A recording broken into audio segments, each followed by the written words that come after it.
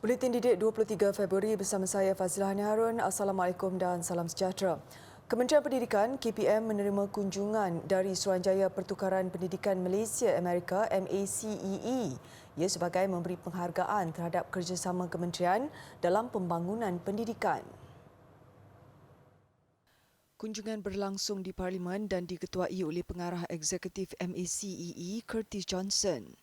Beliau disambut oleh Menteri Pendidikan Fadlina Siddiq dan timbalannya Lim Ho Ying. Menurut Johnson, kunjungan pihak MACEE juga bertujuan memberikan penghargaan atas sokongan KPM terhadap usaha sama dengan badan itu dalam pelaksanaan program-program kementerian menerusi penglibatan pihak swasta. Turut hadir Ketua Setiausaha Pendidikan Malaysia Datuk Nik Nasaruddin Muhammad Zawawi, Pakar Perhubungan Luar MACEE Datin Sharifah Ikhlas Said Ismail Al-Jafri dan Guru Bahasa Inggeris yang menghadiri Fulbright Tea 2019 Hazwan Hamdan. MACEE yang diasaskan pada tahun 1963 menawarkan beasiswa Fulbright bagi pelajar negara ini mengikuti program pengajian di Amerika Syarikat. Setiap tahun, seramai 35 pemohon terpilih menerima beasiswa itu. Ini menjadikan hampir 1,000 warga Malaysia sudah mendapat manfaat daripada beasiswa itu, manakala 2,000 warga Amerika ke negara ini untuk melanjutkan pengajian di peringkat lebih tinggi. Bakat dalam apa jua bidang sukan tidak datang bergolek. Ia perlu dipupuk dan digilap seawal bangku sekolah menerusi latihan yang berkesan dan pengurusan yang mantap. Itu yang menjadi amalan di Sekolah Kebangsaan Pauh di Arau Perlis dengan memperkasakan sukan rugby dalam kalangan muridnya termasuk dari prasekolah. Guru besarnya Syarizam Syamsuddin berkata pemilihan bakat dilakukan menerusi karnival dan pertandingan yang dianjurkan di sekolah sebelum ini. Tapisan kemudian dilakukan Majlis Sukan Sekolah Perlis MSSPS. Ia sebagai menyambut saranan pengarah pendidikan Perlis Naharuddin Uthman dalam dasar satu murid satu sukan. Dalam projek rugby untuk sekolah rendah kita akan bangunkan untuk menyambut Akademi Rugby Perlis yang kita bentuk di Sekolah Menengah Abi. Setakat ini untuk kemasukan ke Sekolah Menengah Abi kami telah menghantar 11 orang pemain untuk kita hantar ke akademi yang berbakat termasuk seorang pelajar perempuan. Selebihnya kita akan hantar ke Sekolah Menengah Bersama Penuh dan juga MRSM. Murid-murid yang ada kelayakan tu, yang ada basic untuk rugby, kita akan hantar ke sana lah. Itu projek pembangunan yang di bawah program pembangunan Rugby Perlis. Sejak ditubuhkan tahun lalu, pasukan rugby bawah 12 tahun SK Pauh berjaya meraih kejayaan berganda daripada kedua-dua pasukan lelaki dan perempuan. Lebih hebat, pasukan lelaki berjaya mewakili negeri dalam kejohanan rugby Majlis Sukan Sekolah Malaysia MSSM. Kejayaan itu menyuntik ramai penyertaan daripada ahli pasukannya, cuma 30 orang kini bertambah kepada 100 murid. Sekolah rendah, kita antara yang nak jadi pembangunan sekolah pembangunan dah lah. Ada lagi macam ada zon lain pun ada lagi. Tapi kita di area sini, kita akan jadi sekolah pembangunan rugby lah. Teras kita adalah MSSM lah, iaitu 24 sukan. Dalam salah satunya adalah pasukan rugby lah. Jadi hari-hari yang kita letakkan bermula daripada hari Isnin iaitu olahraga, hari Selasa rugby lelaki dan juga bola jaring perempuan, hari Rabu bola sepak lelaki, rugby perempuan, hari Khamis iaitu hari Khamis adalah bola tampar lelaki dan perempuan, dan hari Jumaat kita fokus kepada pembangunan rugby di peringkat negeri. Ketika ini, setiap pemain memberi fokus pada misi mereka yang masing-masing mengharapkan dapat berada dalam senarai kelayakan ke sekolah sukan dan sekolah berasrama penuh, sekaligus meneruskan impian untuk bermain di peringkat tertinggi. Penat tapi buat nak apa? Nak berjaya. Susah nak training lah. Sekolah sukan Pahang lah. Ya, ready. Saya minta dapat sekolah tu. Macam tahun lepas, pada dalam bulan 10 macam tu, kami menyertai kejohanan rugby MSSPS. Kami dapat tempat pertama dalam rugby touch perempuan bawah 12 tahun. Dan perkara itu dapat membangkitkan lagi kekerjasamaan kami bersama. Di padang sekolah yang sama, turut berlangsung latihan asas pengenalan sukan rugby kepada murid pra. Dalam usaha untuk memperkasa bidang latihan teknikal dan vocational TVET, Kementerian Kemajuan Desa dan Wilayah KKDW mengadakan kerjasama dengan 18 penggiat industri tempatan dan antarabangsa. Timbalan Perdana Menteri Datuk Seri Dr. Ahmad Zahid Hamidi berkata, kerjasama terbabit mampu melahirkan lebih ramai pekerja berkemahiran tinggi dalam sektor darat, laut dan udara.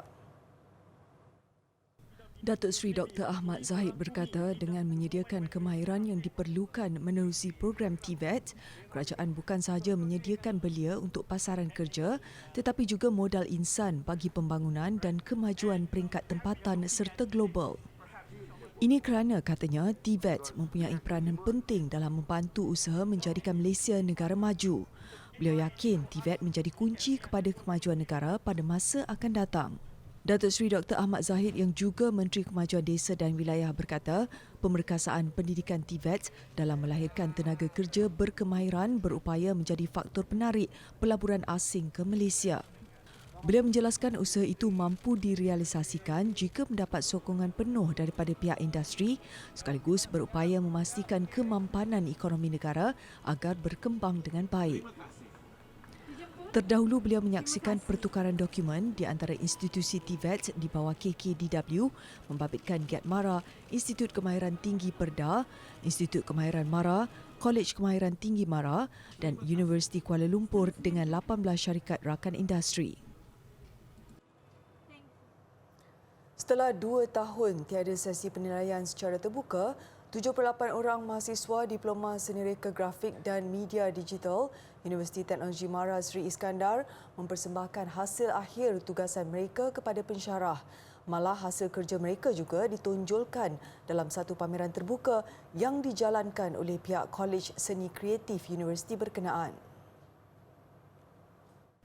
Menurut Koordinator Fakulti Jawatan Grafik UiTM Seri Iskandar Ahmad Sofiyuddin Ahmad Syuib, projek tahun akhir ini memerlukan mahasiswa menguasai pelbagai aspek dalam bidang pemasaran digital.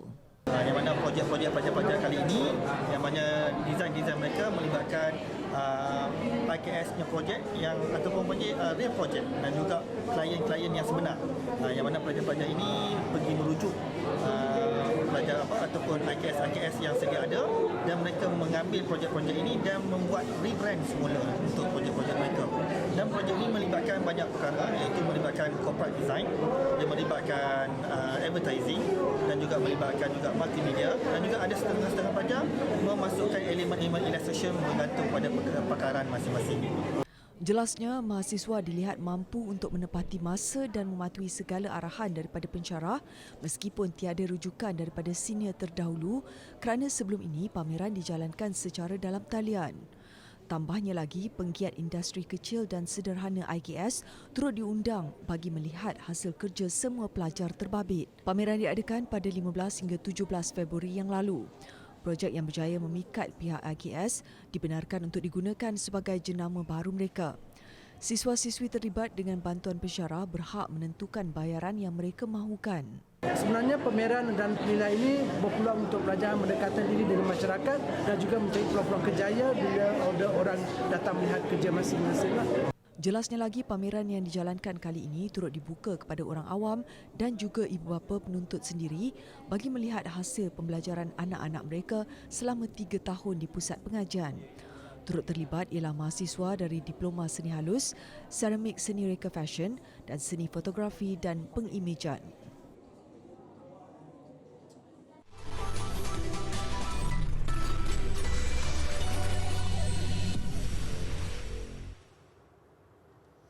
Kerajaan tidak melakukan sebarang tapisan atau pengklasifikasian kandungan bagi membenar atau tidak membenarkan sebarang bentuk aplikasi atau platform untuk digunakan pengguna internet.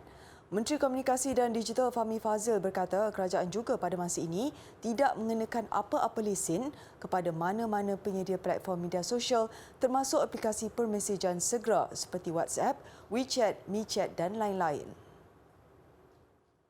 Walau bagaimanapun, bagi aplikasi yang secara jelas melanggar peruntukan undang-undang yang seperti membuat penipuan, penyamaran dan sebagainya, tindakan sewajarnya boleh diambil termasuk dengan menyekat aplikasi berkenaan daripada diguna oleh pengguna di Malaysia. Dalam aspek ini, pihak kerajaan berpandangan bahawa sesebuah platform itu sekiranya digunakan dengan positif, insya-Allah hasilnya adalah positif. Namun jika diguna dengan niat jahat, dengan izin with malicious intent, contohnya untuk scam, untuk menipu, untuk menyebar fitnah dan sebagainya, kesannya amat negatif buat negara. Beliau menjawab soalan Ahli Parlimen Batu P. Prabakaran sama ada kerajaan berhasrat mengkaji semula kebenaran penggunaan aplikasi Telegram, WeChat, MeChat dan beberapa aplikasi chat lain yang dilihat banyak pengaruh negatif untuk generasi muda. Fahmi berkata sekiranya terdapat pihak atau individu melakukan sebarang tindak tanduk atau memuat naik kandungan yang melanggar peruntukan undang-undang sedia ada, tindakan perundangan boleh diambil terhadap mereka bukan kepada platform yang menjadi medium perkongsian kandungan atau maklumat. Pesona burung kakak tua yang bijak, berwarna-warni serta mempunyai naluri yang kuat menarik minat seorang pemuda membela unggas itu sebagai hobi. Berkat menatang seperti minyak yang penuh, dia kini mahir menjinak serta membiak spesies eksotik itu sehingga ada dalam kalangan pencinta burung sanggup membayar harga tinggi bagi mendapatkan koleksi beliau.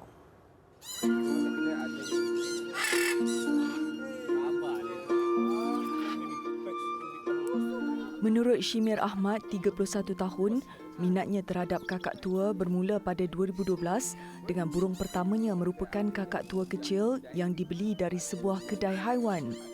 Shimir berkata memelihara burung kakak tua perlu disertakan dengan ilmu. Ia penting bagi mengelak risiko kehilangan burung selain membolehkan haiwan itu lebih sihat dan ceria. Pemilik juga perlu mendapatkan lesen untuk memelihara unggas berkenaan. Burung kakak tua ni, dia punya, sebab tu dia nama dia burung kakak tua tau. Dia boleh hidup jangka masa yang lama. Sebabkan macam ini boleh sampai ke 60-70 tahun. Ada yang sampai, yang paling kecil, burung kecil pun 30 tahun. So, bila adanya parrot ni, dia jadi macam lifetime commitment lah. Macam ada anak angkat contoh itu. So, dia memang kalau korang boleh commit dengan dia punya lifespan atau boleh commit untuk jaga tempoh masa yang lama, tak ada masalah. Bakat beliau melatih kakak tua tidak dapat disangka lagi. Sejak tahun 2018, Shimir mampu menjinakkan serta melatih burung kakak tua jenis African Grey. Untuk rekod spesies itu antara paling bijak dan banyak kerena berbanding spesies lain.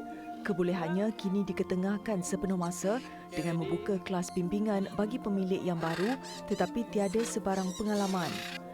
Bagi Hana Ismail, hobi kayangan itu membawa kepuasan buat dirinya, malah dia sanggup memperuntukkan hampir sejam setiap pagi dan petang meluangkan masa bermain dengan 3 ekor kakak tua kesayangannya. Community ni pun dah getting bigger and banyak girls juga yang bela mungkin sebab pasangan, husband and wife kan. Lepas tu macam saya memang peminat binatang. So dari kecil saya bela kucing. So bila saya dapat bela burung ni is something special. Macam saya punya ni, this one, dia ni more to a clown. Karakter dia tak free fly. Dia dekat rumah dia fly. Dekat rumah dia lepas, dia lompat-lompat. Macam dia ni, this one is fly. So karakter burung saya semua lain-lain. Selain mengajuk percakapan manusia, burung kakak tua boleh dilatih untuk terbang dan kembali semula kepada tuannya. Untuk itu tidak hairan komuniti burung kakak tua semakin berkembang di negara ini. Berbanding negara Thailand, Indonesia diorang lagi besar lah. So sekarang ni baru nak naik, dekat Malaysia ni baru nak naik. So semua negeri alhamdulillah sekarang ni dah ada komuniti sendiri. So kita tubuhkan komuniti untuk bagi semua berkumpul satu dan ilmu kita kongsi sama.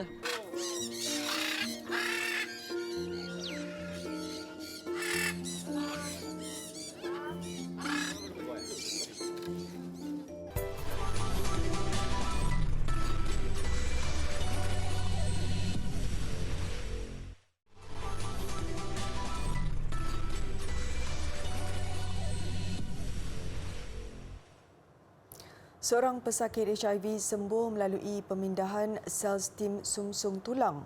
Menurut penyelidik di Institut Pasteur Perancis di Paris, pesakit terbabit diklasifikasikan sebagai sembuh selepas 5 tahun beliau menerima pemindahan daripada seorang penderma dengan mutasi genetik yang jarang berlaku dan pada masa yang sama mampu menolak jangkitan HIV. Keyakinan institut berkenaan mengenai penemuan mereka semakin tinggi apabila ujian anti-retroviral yang diambil oleh pesakit itu 44 bulan lalu tidak menunjukkan sebarang jangkitan yang pernah dialami oleh pesakit terbabit. Beliau yang masih dirahsiakan identitinya menerima pemindahan sel stem sum-sum tulang itu sebagai sebahagian rawatan terakhir ke atas penyakit leukemia yang turut dialaminya ketika menderita serangan HIV. Immune cells from the donor are going to replace and destroy the immune cells that are those carrying HIV in the patient. So progressively this is going to eliminate most of the infected cells present in the body. Selain bertugas sebagai penyelidik, Syed Sirion juga adalah penulis bersama bagi kajian itu yang diterbitkan di majalah Nature Medicine. Menurut Syed Sirion, di seluruh dunia setakat ini seramai 3 pesakit HIV didapati sembuh melalui kaedah itu. Malah mereka juga tidak lagi menjangkiti orang lain dengan virus itu. Kes pertama berlaku pada tahun 2007 membabitkan seorang pesakit yang diberi julukan sebagai pesakit Berlin, manakala seorang lagi pada tahun 2016 yang dikenali sebagai pesakit London. Manakala kes ketiga dikenali sebagai pesakit Dusseldorf susulan rawatan yang diterima beliau di Dusseldorf, Jerman. He's happy, feeling lucky that within the bad lack of having HIV and leukemia, an intervention helped him to get rid of both of them. So he feels fortunate and very happy to share this news with other people living with HIV.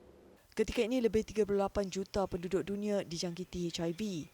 Penyakit itu yang kemudiannya turut dikenali sebagai pandemik AIDS telah meragut nyawa kira-kira 40 juta orang penduduk dunia sejak mula dikesan pada tahun 1980-an. Ketika ini, rawatan untuk pesakit HIV kebiasaannya hanya membabitkan penggunaan ubat anti-retroviral yang dipercayai mampu mengesan virus HIV dan membenarkan pesakitnya hidup bersama virus itu selama beberapa tahun. Sebuah syarikat Jepun mengunjurkan akan menggunakan belon bagi membawa orang ramai ke angkasa. Tiada harga tiket yang tinggi atau latihan ketat disyaratkan. Menurut Presiden Iwaya Incorporated, Keisuke Iwaya, ketika ini harga tiket yang dijangka ditawarkan ialah serendah 1 juta yen atau hampir RM33,000. Penerbangan pertama dijangka dilakukan lewat tahun ini. Menurut Iwaya, belon itu mampu berada pada altitude 25 km, tahap di mana lingkaran bulat bumi boleh dilihat dengan jelas. Belon itu dilengkapi dengan kapsul berukuran garis pusat 1.5 meter dan mempunyai 2 tempat duduk. Satu untuk juruterbang dan satu lagi untuk penumpang. Ia mempunyai tingkap yang luas bagi membolehkan penumpang melihat ruang angkasa di atas bumi atau di bawahnya.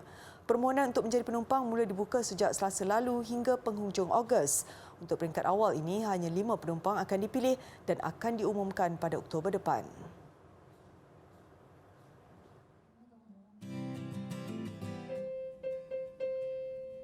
Hari ini saya akan menerangkan berkaitan tentang irama di dalam muzik. Apa yang anda telah perdengarkan tadi ialah irama dalam satu pitch. Saya akan menerangkan bunyi irama tanpa pitch. Okey, kita perdengarkan bersama-sama dengan cara menepuk.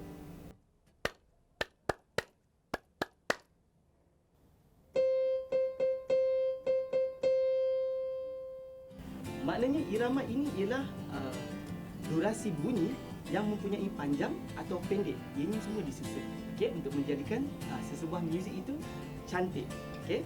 Biasanya dalam menghasilkan melodi yang bagus, irama perlu ada di dalam penghasilan melodi tersebut supaya melodi itu nampak lebih kreatif. Begitulah kepentingan irama di dalam melodi.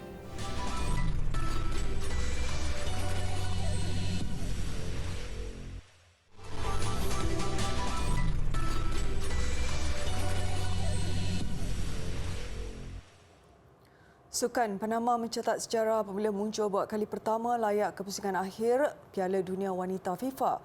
Panama maras selepas mengalahkan Paraguay 1-0 dalam perlawanan play-off dan adalah kali pertama pasukan itu akan ke pusingan akhir Piala Dunia Wanita. Perlawanan berlangsung di Stadium Waikato di New Zealand, salah satu venue bagi pusingan akhir Piala Dunia Wanita 2023. Minit ke-13 peluang Panama untuk pertama mencipta jaringan, percubaan Riley Tanner melambung. Lawannya Paraguay tidak boleh dipandang mudah. Berpunca satu aksakan dari bahagian kanan, tandukan Liz Chamorro gagal menepati sasaran. Minit ke-75 saat dinanti-nantikan Panama akhirnya muncul juga. Hasil tandukan oleh Lineth Sideno, Panama memecah kebuntuan gol. Kedudukan kekal apabila Paraguay terus gagal mencipta jaringan. Menang 1-0, Panama akan berdepan Perancis, Brazil dan Jamaica dalam kumpulan F di Piala Dunia Wanita. Kejohanan dijadual bermula 20 Julai depan dengan New Zealand dan Australia menjadi tuan rumah bersama.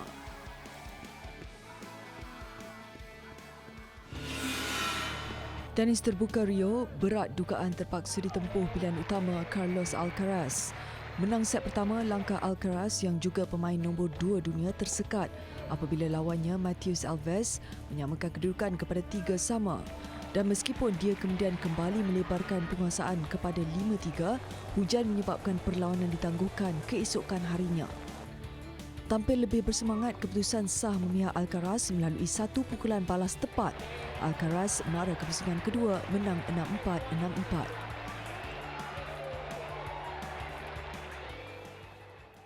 Pasukan Hoki Wanita Negeri Sembilan merampas gelaran pendahulu daripada Young Tigers apabila menewaskan pasukan itu dengan keputusan 4-3 pada aksi keempat Liga Hoki Malaysia 2023. Kemenangan itu menyaksikan Negeri Sembilan mengumpul 10 mata, berkongsi 1 mata dengan KPT United Thunder di tangga kedua yang membelasah Mutiara Impian MSSPP PSHA 6-0.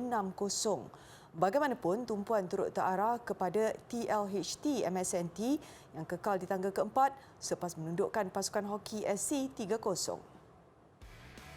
Selepas mengalami 2 kekalahan berturut-turut pada aksi kedua dan ketiga Liga minggu lalu, TLHT MSNT kembali mencatat kemenangan ketika turun menentang pasukan Hoki CS di Stadium Hoki Nasional di Bukit Jalil, Ibu Negara semalam. Skuad kendalian Muhammad Syahrul Nabil Abdullah itu tidak mengambil masa yang lama untuk mengingkap gol pembukaan menerusi pukulan sudut penalti Elia Amanina Elias seawal minit pertama.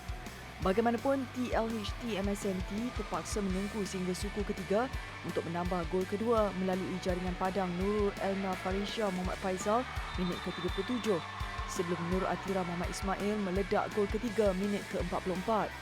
Tiada lagi gol menyusul, TLHT MSNT kekal di tangga keempat dengan 6 mata. Pasukan Hoki CS yang tewas dalam keempat-empat perlawanan awal berada di tangga kelima tanpa sebarang mata.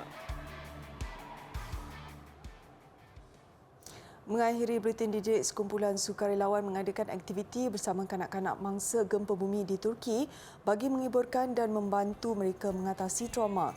Saya Fazlani Harun, selamat dan Assalamualaikum.